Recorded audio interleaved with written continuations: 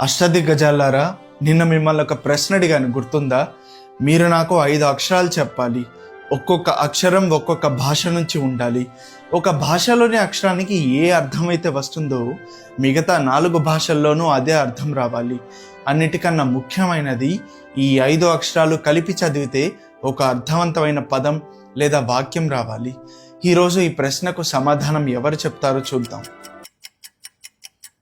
అరే, అష్టదిగ్గజాల్లో నిండు విజయనగర సభలో ఈ ప్రశ్నకు సమాధానం చెప్పే ఒక్క కవీంద్రుడు లేడా? నేనున్నాను మహారాజా.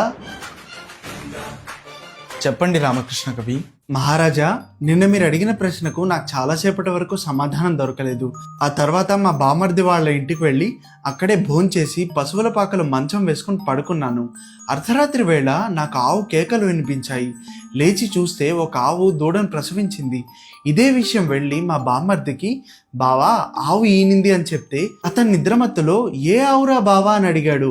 అంతే, నా సమాధానం నాకు దొరికేసింది. ఏ ఆవురా బావా.